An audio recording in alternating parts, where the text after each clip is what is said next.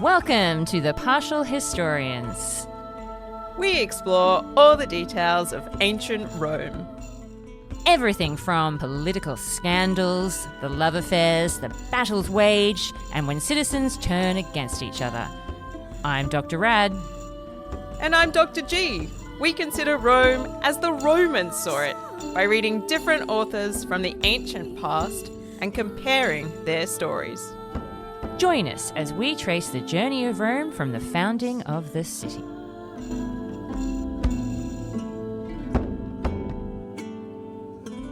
Welcome to this special episode of the Partial Historians. I am Dr. G. And I am Dr. Rad.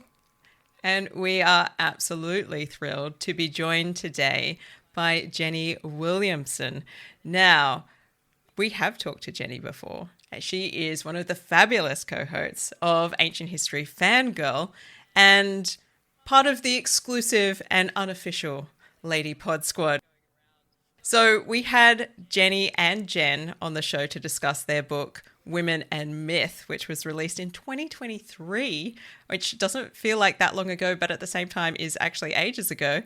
And we're really excited to have Jenny here today to discuss her latest solo venture. She's just completed her debut novel, which is labelled as a historical romantasy, and I love that sort of portmanteau of going on there. And it is called Enemy of My Dreams, and it's going to be coming out in February 2025. At the time of recording, it's a pre-order situation, but maybe when you hear this episode, it'll be out and about, in which case you should just go and grab it. Welcome to the show, Jenny. Hi, thank you so much for having me. It is an absolute pleasure. We are very excited. This is going to be so much fun. So look, Enemy of My Dreams is right up our alley as it takes place in the later Roman Empire. We love our things Roman. And one of the lead characters is Alaric of the Visigoths. However, we are most interested in your female lead, Julia, daughter of the Emperor of Rome, Theodosius the Great. And we're here to talk about the history that inspired you to create this intriguing character today. So we believe that there are three women from ancient Rome whose lives inspired your story.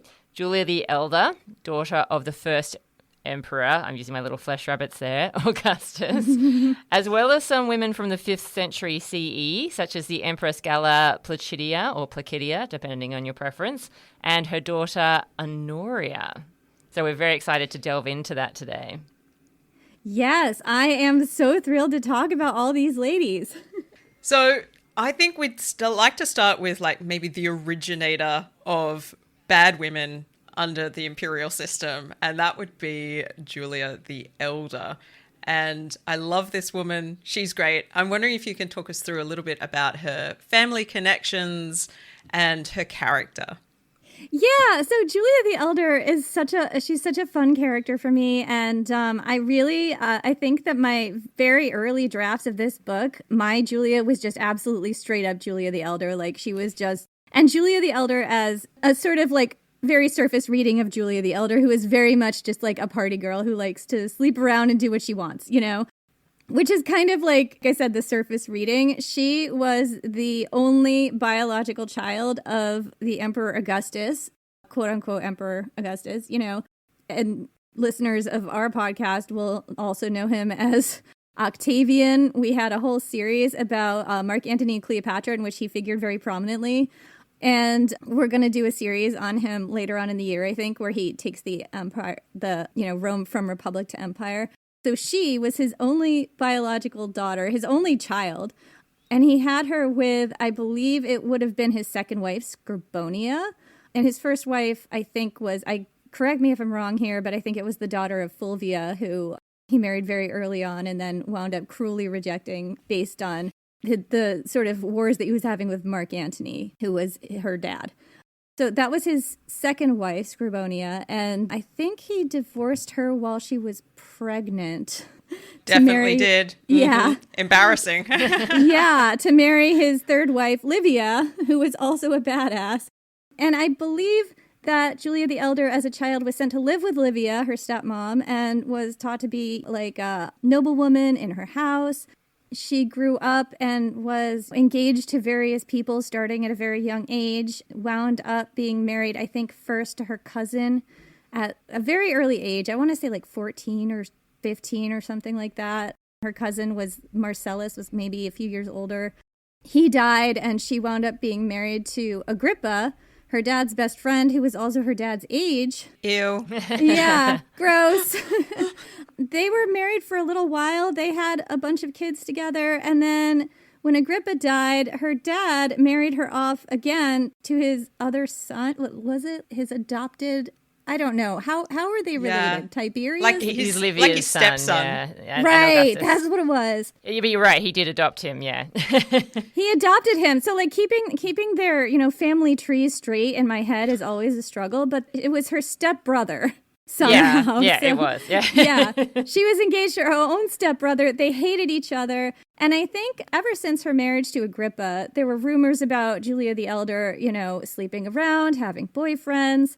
And as far as I know, this really kind of got started with Tiberius, who also had been married to somebody else and was made to divorce that person to marry Julia. Neither of them were happy about it. And at some point, Augustus was trying to take Rome from republic to empire, and he was doing a lot of things like trying to craft this sort of unifying story about who Rome was and change the laws to like restore what he considered to be quote unquote Roman greatness. And one of the problems he noticed was that the women, were having affairs and being slutty and horrible things. So he was like, tightening these laws around women and reducing their freedoms and kind of expecting them to be more embodying of the traits of a, virtuous Roman matron. This involved a lot of spinning, as far as I know. He really expected his daughter Julia to embody all of these traits of like an upright Roman matron herself. And she just did not want to do it. And there were all these wild rumors about her sleeping with men in the forum and doing all kinds of crazy things. And she got exiled to Pandateria, where it was kind of like a prison situation. And she was there for, I don't know, several years, like very, very curtailed, and was eventually allowed to come back. I think she might have been, I'm not 100% sure, but I think she might have been exiled several times. She was allowed to return to the mainland, I believe, for some of her exile, but she was never taken out of exile, and she actually died in exile under Tiberius. Yeah. So yeah, part of what happens is that when Julia is exiled, so this is in around 2 BC, she goes to Pandateria, this island in the Mediterranean, and you think to yourself now, oh, that sounds not so bad. But it's not ideal when you're an imperial daughter and you're used to living in the city, and now you're on a goat-ridden island in the middle of the Mediterranean. Her mother, Scribonia, goes with her. So that's nice. She's got a mum. And they do have fun, so they're able to live a modest life. But what Tiberius does is he withdraws all funding from the exile. So they are essentially starved to death. I don't know how they end up actually dying, but the withdrawal of funds sort of means that they're unable to maintain any life whatsoever. And it seems like they maybe haven't made enough friends on the island to sustain a life and be taken in by others. Ancient Rome, Survivor Edition. Yeah, exactly. And it's like, there are only chickens here. I don't think there would have been people to befriend. I mean, there were sheep, Maybe or not. maybe not even that. I don't know. Like, it was a very dire situation, right? I remember doing an interview with an author who had written a book, kind of a fictionalized version of the life of Julia the Younger, and Julia the Elder was in it as well, who Julia the Younger was also exiled for something like 20 years. And we were discussing like the dangers of having this happen where you're sent into exile and then starved to death. Or perhaps, beaten by the guards or really mistreated. Like, this is not a good situation. And what she was telling me, her name is Tana Rebellis. She's written some really interesting, I think it was a duology about Julia the Younger. But what she was discussing was how, the power of Augustus in his time meant that the guards were going to be pretty careful about Julia the Elder, at least maintain her health and make sure she was okay. But when Augustus died, that was when you had to worry about the guards. That's when it got a little more dangerous because she didn't have that protection anymore. Yeah, and certainly the orders are now coming from somebody else, and they're coming from somebody who has not liked her for a very long time. I think we all have nightmares about our ex being in control of our lives. No, oh no. Right. Tiberius is now in charge. But Yeah. I really enjoy the focus of what is Julia the Elder trying to do, because she's kind of like a classic sort of stick it to the man figure in this scenario, because she gets caught in the forum. That's the rumor. And she's kind of got this whole group of senatorial young bloods who are very happy to party on and have orgies in the forum. So it's she's hanging out with some very elite characters and she's really flaunting it all. And at the same time, this is precisely when Augustus is building up his reputation, and he's been awarded a really prestigious title, Pater Patriae, the father of the fatherland. So he's kind of gotten to this real pinnacle of his own political success. But at the same time, that family life is completely falling apart. And I think there is a really nice mirror to the opening scene of your novel of how your protagonist, Julia, is kind of, as we meet her for the first time and the kinds of things that she's up to, gives that real sense of somebody who's I'm going to do exactly what I please. I have the right. I'm in a position of power. Life is here for the taking. Exactly. And I think in my book, I was also really thinking about, and I'm sure this is an issue for Julia too, because she kind of lived in the midst of this time. What happens when there's a transfer of power, and that's always a really dangerous time for emperors and, ruling families and their survivors when they die. So just thinking about how the rules are going to change, and they're changing underneath her, and my Julia doesn't really realize that is what's happening until she does kind of too late. Yeah, interesting. So when we're thinking about the connections between the ancient source material and the way that you've interwoven it into this new form, what were the sort of aspects of Julia the Elder that really appealed to you, and which elements did you really try to bring in for this novel? So I really enjoyed, and like I said, I really enjoyed this idea of here's this woman who's just kind of careening like a wrecking ball through this very upright society, and just, having these orgies and doing whatever she feels like, and probably having a lot of sex and drugs, and just that is not normally what you hear about women in the ancient world at all. So I was just very drawn to this party animal character.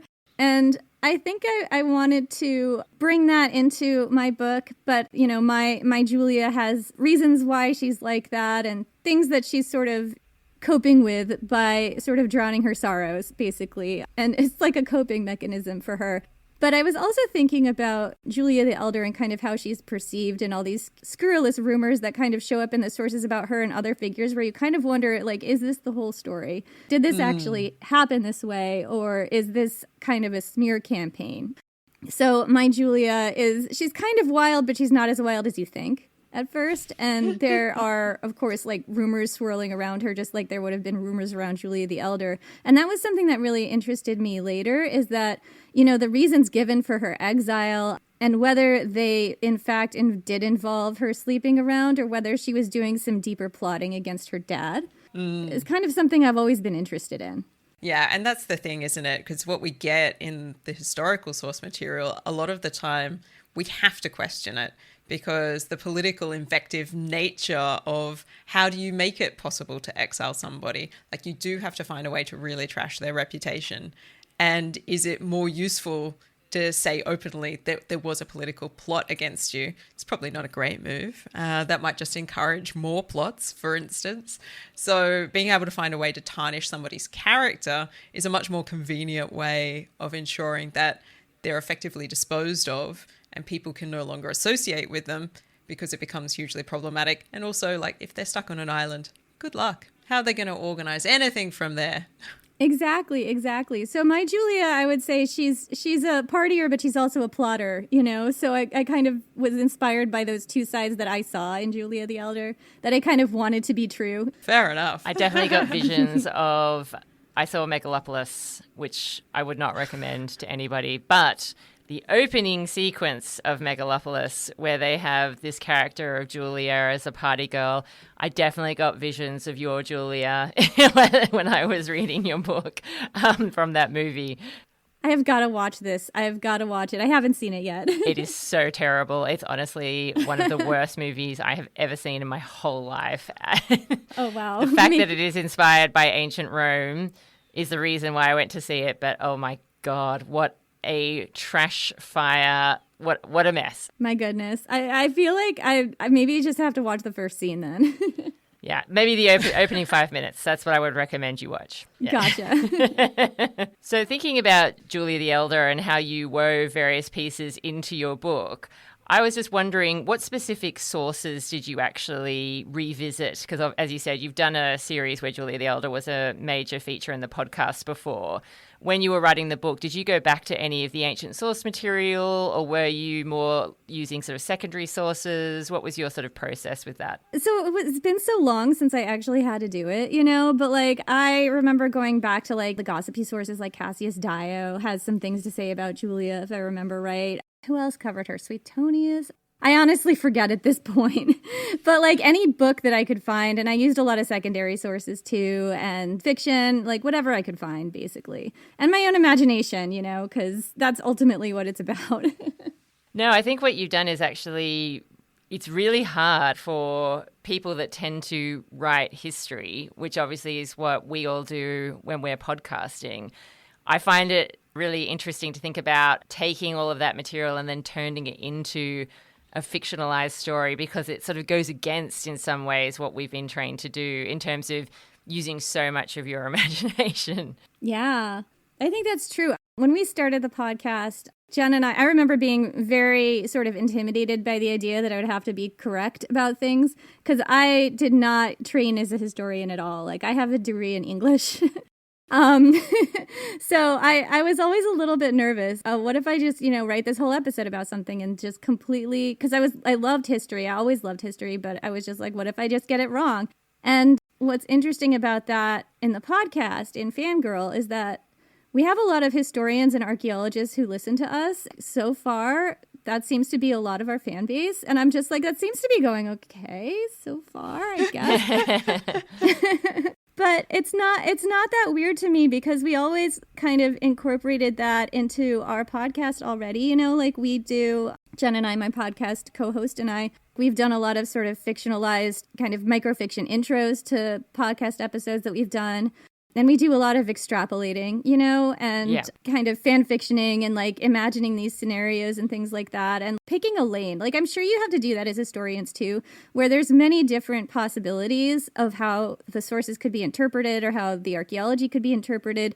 And you kind of, even when you have that material in front of you, you have to kind of craft a story about what has happened here in order to make sense of it. So I don't know, like I feel like in my work in the podcast, I find myself using my imagination more than I thought. Yeah, definitely. I would agree with that, because, and particularly for ancient history, like modern history, you're almost overwhelmed by the amount of source material you have access to. So you've really got to pick a niche. But with ancient history, I feel like it's more like you're crafting a lace, or you're a spider that's sort of creating a web, and like what can you connect to what, and what would be most plausible to connect to something else, given the other little pieces of information you've been able to scrounge together.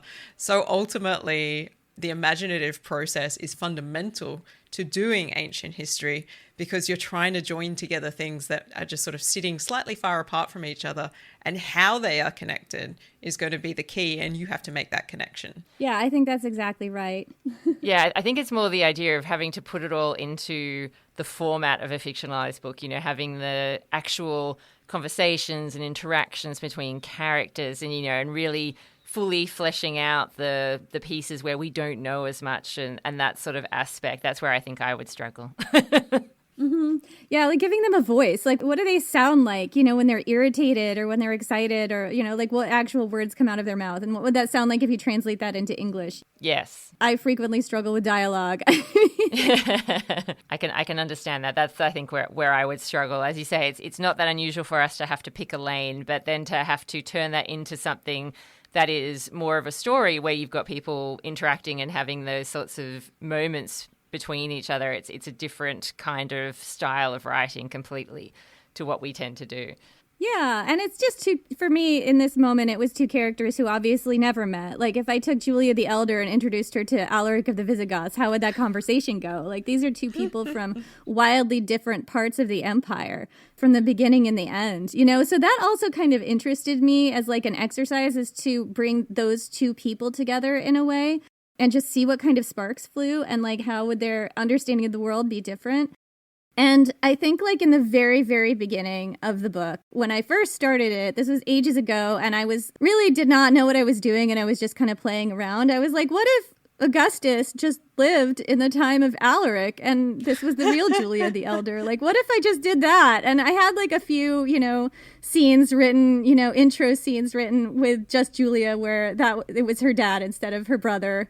And there were lots of conversations about these, laws that... These sort of, like, women can't be slutty anymore laws. It was just me having fun, but that is definitely a huge source of inspiration for me, is this sort of wild what if of history. Absolutely. So we can definitely see the influence of Julia the Elder in the characterization, particularly earlier on in your novel. But obviously, a large part of your inspiration comes from much later in Roman history, and that is talking about Galla Placidia.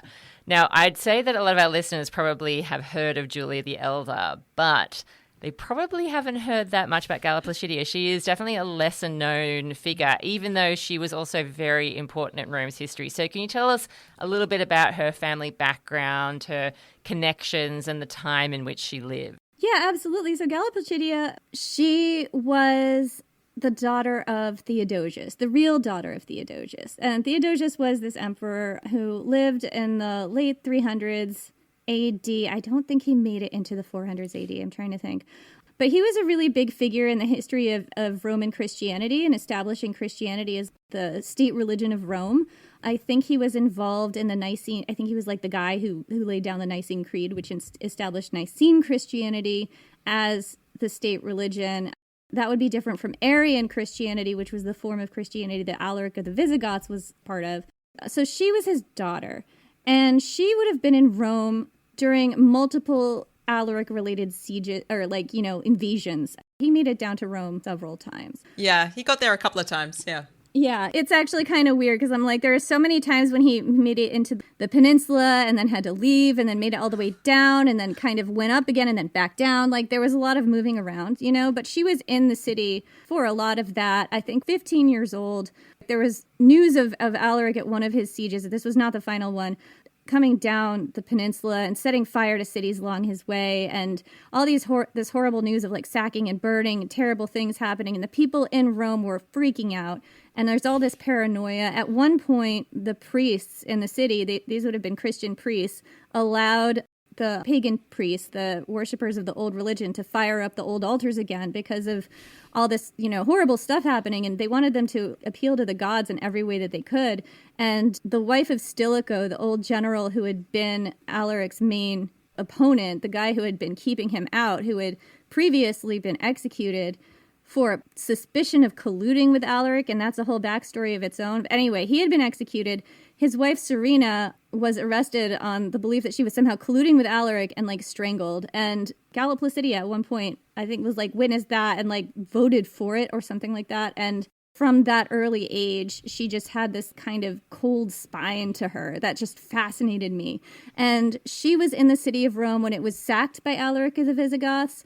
We're not sure exactly how she came to be in his entourage, but she was probably a captive who was taken at that point. She possibly met Alaric himself, but she wound up marrying Alaric's second in command and his brother-in-law, Ataulf. Ataulf was this guy who was another Gothic warlord type of guy, said to be very attractive. said to be also short. So, hot but wee is kind of how I pictured him here. They got married. There's all kinds of stuff in Edward Gibbon about the history of Rome, about her dowry, which is absolutely amazing. Like, she supposedly had this enormous table made entirely of precious stones that had 365 legs and just giant solid gold plates the size of wagon wheels and all kinds of crazy things. Great and for they camping. were supposedly Yep. awesome. And I'm just reading all this, I'm like, how can I work this in? Where do I put the giant table in Alaric's war tent? So supposedly, depending on the source you read, this is really kind of presented as these were two people who fell in love, which is another thing that really drew me to this story, because that's another thing you actually don't see a lot in the sources about women in the ancient world falling in love with somebody that they wind up marrying. Like, a lot of these noble marriages were marriages of convenience, and if this is a kidnapping, obviously you would not think that would be the case. And I think that there are definitely sources that don't show it that way, and I think modern historians that I've read have been more skeptical of that interpretation. So it kind of depends on how you see it, but that's one interpretation. I remember being super drawn to that because I was just like, oh my gosh, a situation where it's not the worst for the woman. How about that?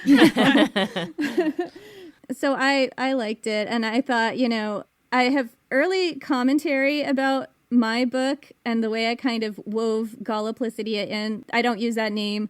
I couldn't have her fall in love with Ataulf because he gets killed by this guy who was a servant of an enemy of Alaric about a year or maybe 2 years in the bath after they get married. So they don't stay married long, and it's not a happy story for that reason.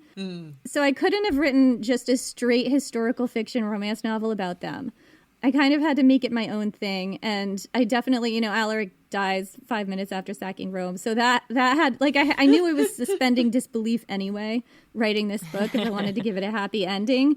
So that's what I did, and, early sort of, reviews about this book have pointed out that this is not historically accurate. Like, if I wanted to write a romance novel about this time period, why didn't I just write about Galla Placidia? And my answer to that is, well, because that wouldn't be a romance novel, because romance novels have to have a happy ending.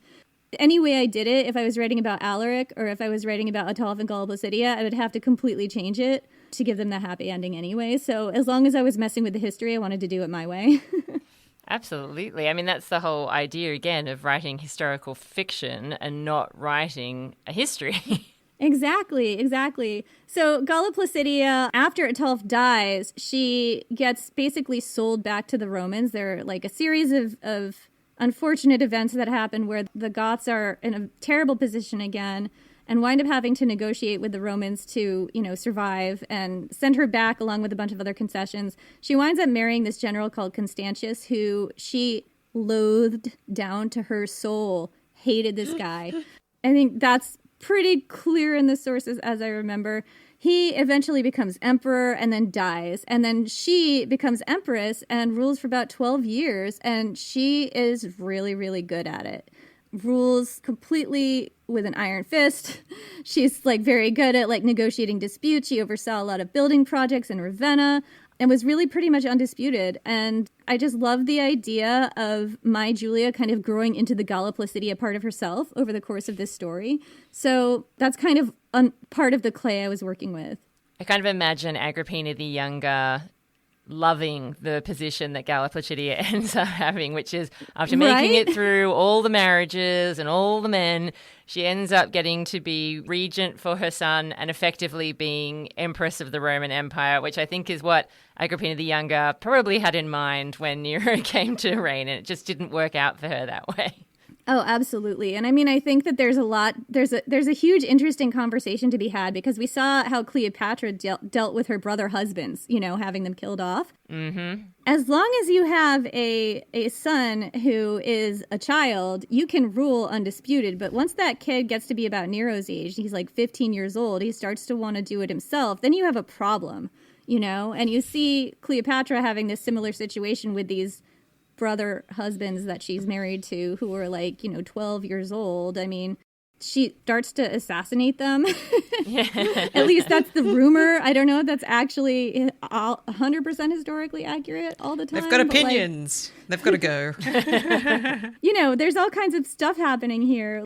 Where as a woman, if you want to rule, you have to rule through this son that you have most of the time. If you're alone, you don't have like a husband. So that can be a problem as the son ages, unless you have a good relationship with him or you work it out somehow, I guess. Yeah, Valentinian III, from memory, was not the most inspirational character in history. No, I don't know what happened with him. Nothing good, I don't think. Yeah. I think it's a really interesting aspect of history is that we get these women who grow up in the imperial court, so they're very familiar with how things are done. They understand that in some respects that they're locked out of official power in many ways, and we see that particularly with Honoria as well. And yet, if they get the chance, some of them are like, I can make this work. And it's like, I found my conduit. I've got the small child. It's a man. That's great. And now I can start to leverage within that system of power, which I'm very familiar with. I know is working against me. But if I say I'm speaking on behalf of this kid over here, all of a sudden I can get some stuff done. And I was like, it's like, really, in the face of adversity, finding a way to be powerful anyway, which I think is pretty cool. Yeah, I think it's fascinating too, and it's also dangerous. Like, I think that as your son ages, that can become a time of transition that's dangerous for women rulers, just as, times of transition when a male king dies could be dangerous for everybody. And it's interesting to think about you using Galla Placidia as well, because as you highlighted when you were talking about the timing of her life, it isn't a completely different Rome. It's the Rome that most people don't really think about because it's not often presented in popular history, I think, as effectively as earlier parts of Roman history, because this is a really Christianized version of the Roman Empire. And as a result, the way that our sources write about people is different to the way that, say, your Suetonius, your Tacitus would write about people. So what sense did you really get of the character of Galla Placidia when you were crafting her? I just got this sense of this is a woman who is going to make it work no matter what. She finds herself in the midst of this Gothic horde of people who has just sacked her city, and she's going to rule them. And she finds herself depending on this man who maybe makes her marry him. I don't know exactly how that would have happened, but or maybe she fell in love with him. But what I suspect is that she wound up having to marry him because he took a shine to her. He decided that it would be politically advantageous to him to marry the daughter of Theodosius. And she decided, I'm going to rule over this man, and then I'm going to rule over your people. And when that fell apart and she wound up going back to Rome and having to marry this other guy, she made it work that way as well. Like, she was somebody who was just not going to take anything lying down, like whatever situation she came into, she was going to dominate that situation. And that was really interesting to me.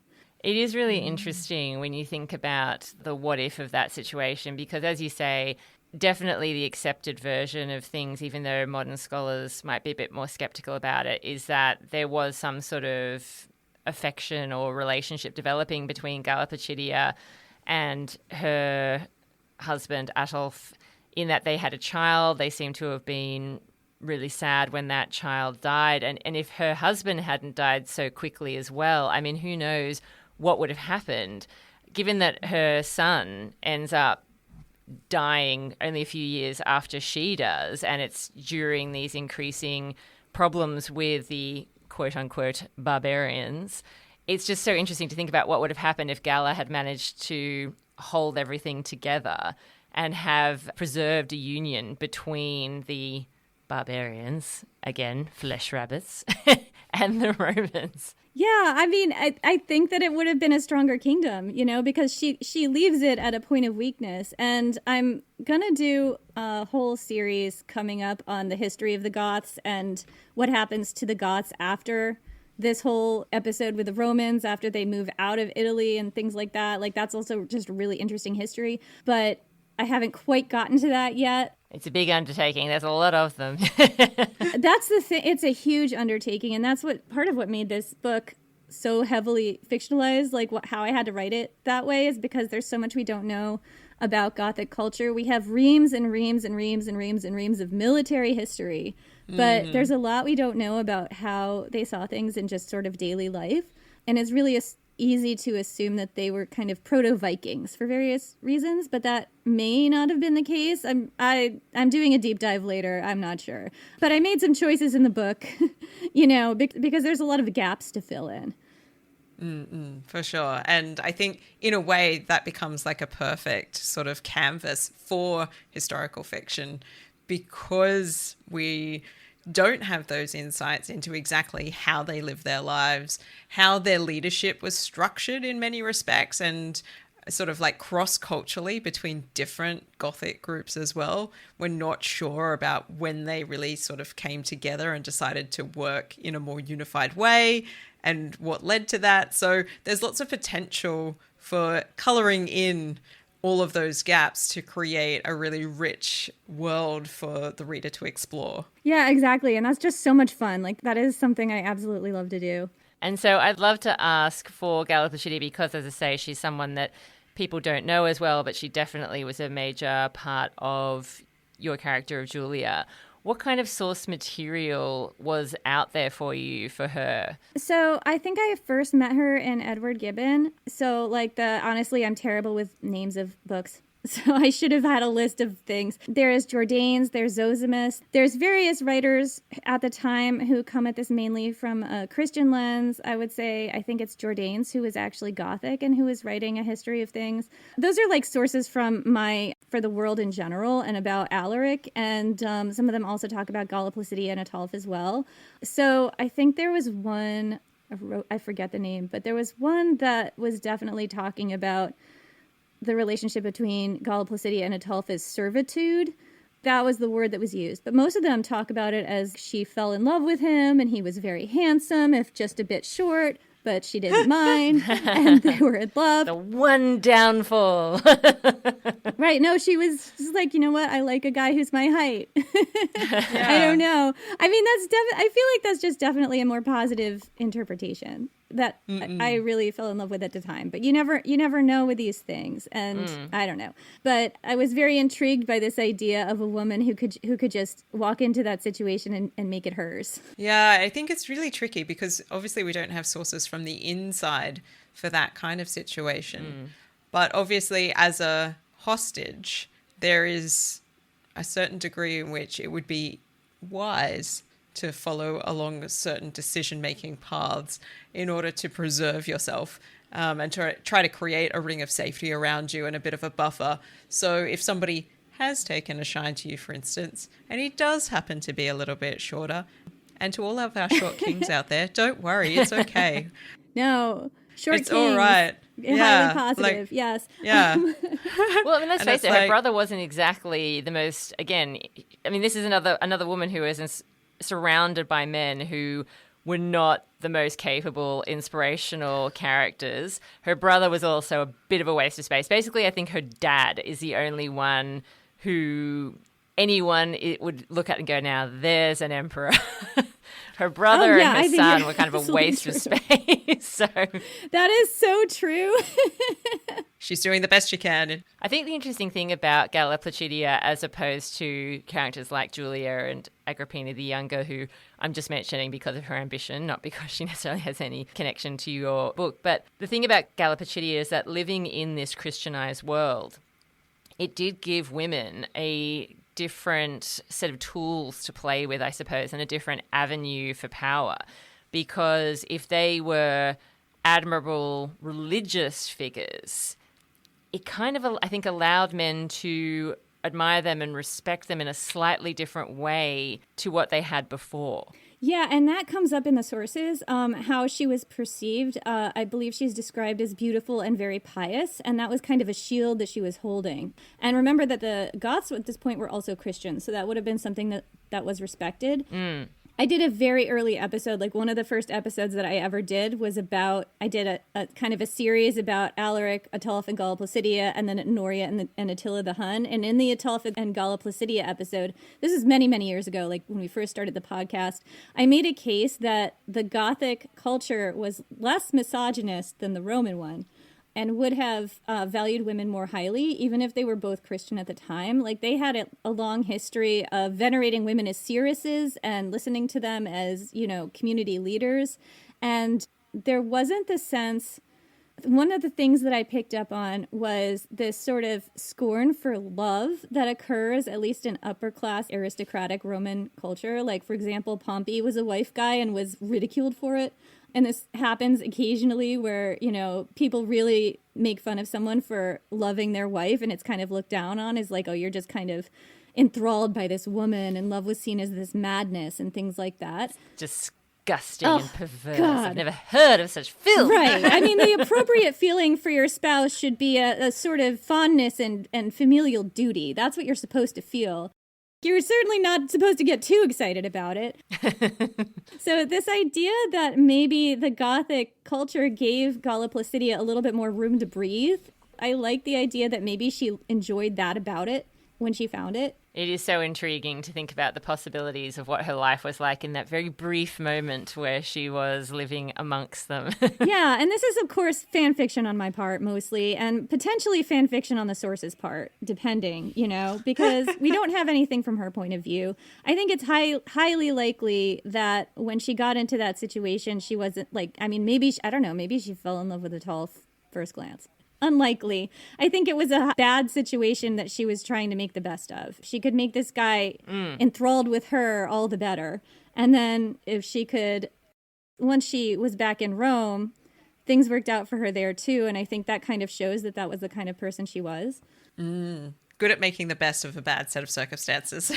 Yeah, good at like walking into a situation that would be really bad and just ruling it. Spine of steel, and I just respected that about her. Like, that was the thing that came across to me. Well, I think you're right. I think when we're talking about her character, as I said, after her father died, which was in 395 CE, really there were a lot of, I mean, I suppose it's not the best way to characterize them, but weaker rulers. There weren't really any strong Roman emperors after Theodosius, and it was the people around them that were more holding things together, I think, after that, particularly if we're talking about, obviously, this sort of Western Roman court. And Galla Placidia is one of those people. We also have all these, again, quote-unquote, barbarian figures. And we also have people like Constantius, who, even though Galla Placidia apparently couldn't stand him, these are the strong characters around the emperors that seem to be driving events and holding things together. But the emperors themselves are very meh from this time period. Yeah. And I mean, that is kind of a, you know, in a way she has a channel of power because her son is sort of her excuse to hang on to power when she is in that position. But there are situations where we kind of see Agrippina the Younger doing this with Claudius, you know, like there are situations where women to hold on to power need a strong husband that they can operate through. So potentially at that point, Ataulf was that guy, maybe, potentially, where she's like, all right, I can work with this clay.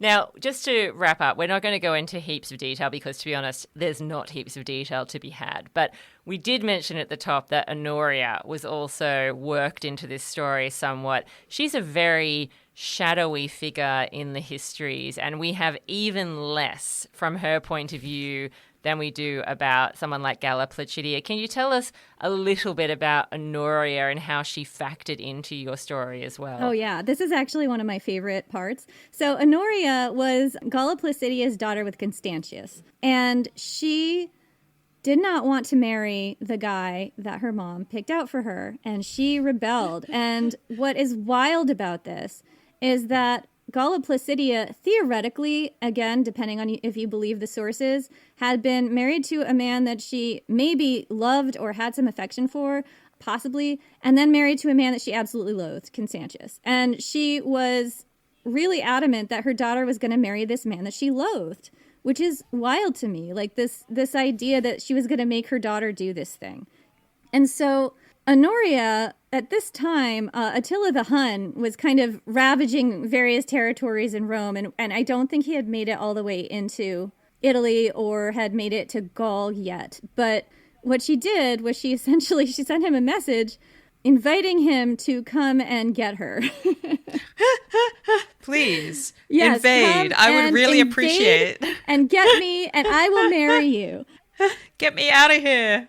Isn't that amazing? And as far as I remember, this is a very long time ago that I did these episodes, but this is something that stuck in my mind. He basically took this as a pretext, well, if I marry this woman, that means I own half the Roman Empire. So he invaded on that pretext alone before they were even married. Now, I don't think these people ever met.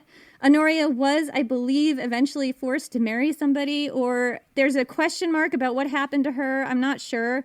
She might have been sent into exile. Again, these are like just various theories that I've seen come across, but I'm not sure. I don't think people know, as you said.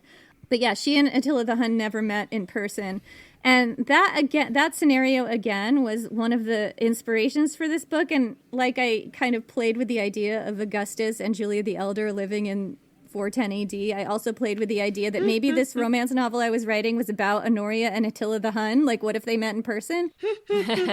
My Julia kind of propositioning Alaric of the Visigoths comes from that just absolutely balls to the walls, rebellious spirit that Honoria had. And like this absolute refusal to just do what most women did at that time, which is marry who your parents told you to.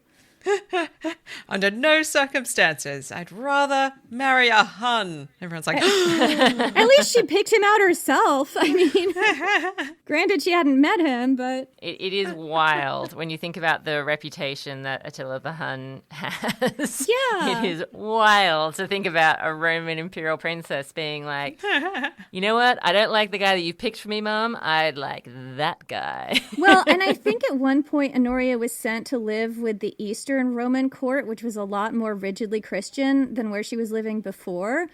So if I remember right, I don't know if this, honestly don't know if this is fan fiction at this point, but I wrote an intro to this episode that I did about Honoria, where she's in the Eastern Roman court and she's been living this extremely structured Christian life and she can't stand it. And there's this point where Attila the Hun is bearing down on Constantinople, and there's all these wild, like with the Alaric story, there's all these wild rumors flying before him about his brutality and all of the horrible things he's going to do to the city as soon as he gets to it. And the people are building the walls that had been just destroyed by an earthquake, and they have like 2 weeks to do this, or some extremely short time to do this before the Huns are going to get here, and everybody's praying for the walls to rise, and Honoria is praying for the walls to fall.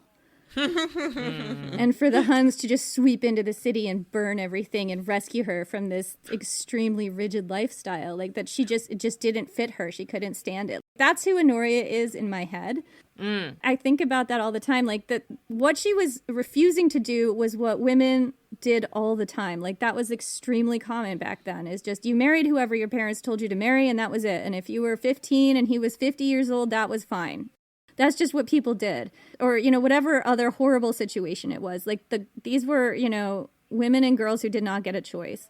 And the fact that she just dug in her heels and said, no, nobody did that. Like Galla Placidia didn't even do that. Well, not directly. But as Honoria is sort of growing up and witnessing what is happening in the imperial court, it's her mum in charge. So it's kind of like, as a child, I think you would be seeing very much a situation where you're like, well, mum gets to do what she likes. I know, I'm just imagining this confrontation where it's like, but Mom, you got to run off with the barbarian horde when you were my age. This is so unfair. That's such a good point. Like, why can't I have a barbarian husband? You got to do it. Yeah, and I think maybe if I'm thinking like in a historical fiction kind of way, I feel like that conversation will be like, but Mum, you already said you love that guy. And it's like, I just want my own. How bad could Attila the Hun be, really? I mean, isn't it all just that, scurrilous rumor? Exactly. Well, it's also that thing of, as you say, we know so little about Honoria, which is mental, because she is often brought up as being a key factor in Attila the Hun attacking at this point in time. But again, it's that question of, was that just some sort of pretense on behalf of the sources to blame it all on her when maybe Attila was going to attack anyway, or maybe there were much larger reasons. It's so hard to understand, but at the same time, you can understand why he would if he thought there was a chance of nailing an imperial princess for himself. Yeah, or just, maybe this comes up in my book where my Alaric kind of sells the idea of being married to a Roman princess to his people by saying, like, this is obviously going to mean that when I invade, we're going to have a son and he's going to be the heir. So I basically already rule Rome. I just have to go and take it. Like there's that sort of that motivation that I think Attila probably had, or at least he's been presented as having. I mean, whether that's the actual case is anybody's guess.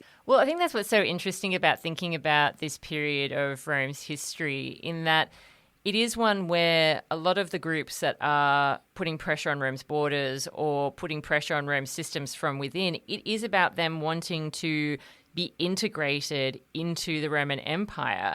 And a lot of the time, the Romans are causing problems for themselves by not effectively doing that, by either resisting it, fighting back, or putting all these terms and conditions which are kind of unacceptable on it.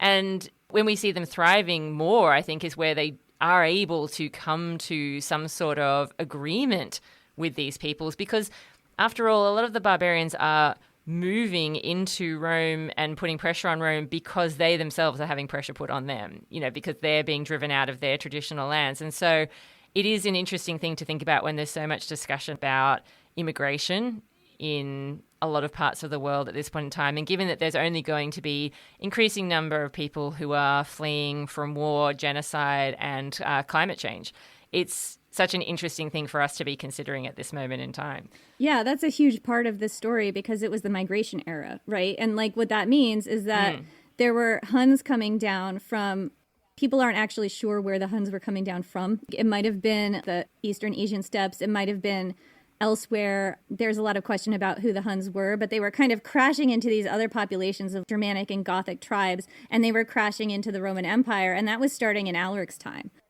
And so you have refugee crisis piled upon refugee crisis in this time period anyway, which is really the engine for what is happening right now. And Alaric wanted to be integrated. Like a big part of his story was that he had been a federati leader and he wanted a legitimate, highly placed generalship position in the Roman army proper. And there's questions, about what that means. Did he want that because it would have put his people in a better position? Did he want that because he just was really petty about the job title for some reason? Like... I want the official title, god damn it. Right, but like the real Alaric, I messed with this history a little bit in my book. Like my Alaric is kind of more focused on the homeland part, but the real Alaric was really focused on, part of his story was, this was a story about integration and what immigrants into Rome did and didn't have the right to do and have, and what was happening to these people. And there's a biography that I've read that came out actually just as I was polishing up and finishing the final draft of book one. Unfortunately, it would have been so Isn't helpful. That always the way? Always. And it's called Alaric the Goth, like an outsider's history of Rome. It's by Douglas Boyne, and it is an excellent biography, and it really focuses on the immigrant part, and it's just fascinating and just sheds a lot of light on this topic. Well, at this point in time, I reckon we should wrap up, and I think there's lots of really interesting ideas that come up through your novel that sort of relate and raise questions about what we know about this history.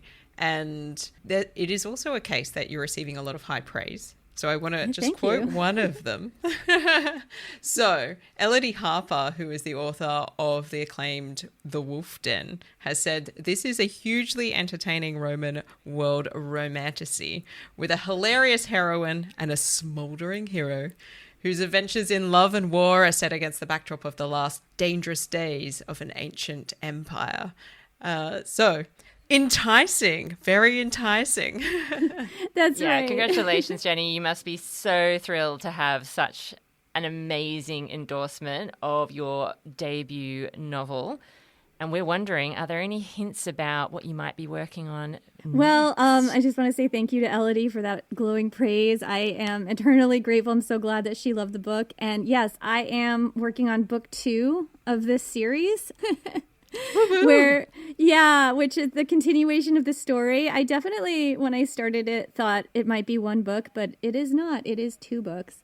I'm getting that draft ready. I'm actually, as we're doing this interview, scheduled to pass in the first draft of it to my editor in 2 or 3 days. I don't know, what day is it? It's Friday. Scary times. Yeah, it's a little intimidating. That's what I'm going to be doing all weekend. So I'm working on book 2, which is as yet untitled. I have an idea for a book 3, but I'm kind of sitting on it for now. Going to see how these edits go and, how everything goes, whether I keep the plot point that it's all based on.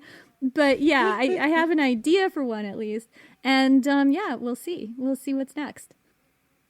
Oh, how exciting to hear that this might be a trilogy in the making. Potentially, I don't know. At this point, it's a duology. Yeah, fair enough. So just to wrap up, Jenny, we have mentioned the podcast, obviously, but can you tell our listeners where people can find you and, of course, Ancient History Fangirl? So my podcast is Ancient History Fangirl. It can be found wherever you get podcasts. And I'm Jenny Williamson. I'm mainly active on Instagram. My handle is Jenny freaking Williamson. I have a website, Jenny Williamson Author. And from there, you can pretty much find out everything about me that you want to know.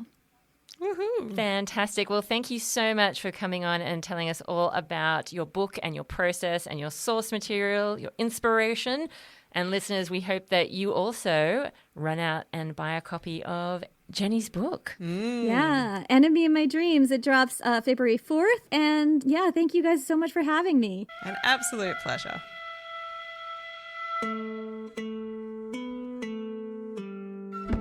Thank you for listening to this episode of The Partial Historians. You can find our sources, sound credits, and an automated transcript in our show notes. Our music is by Bettina Joy de Guzman. And because this is a special episode, we would like to say thank you to all of our Patreon and Ko-Fi supporters who help to make bonus content like this possible, and in return, they get early access to all of our extra content. We'd also like to say that if you found the people we were discussing in today's episode particularly fascinating, and let's face it, why wouldn't you? You might want to check out Your Cheeky Guide to the Roman Empire, which is the book that Dr. G and I just wrote, which has entries on both Julia the Elder and Galla Placidia. We'd also like to recommend Emma Southan's excellent book, A History of Rome in 21 Women, which also has some content that might interest you, particularly about Galla Placidia and Honoria. Until next time, we are yours in ancient Rome.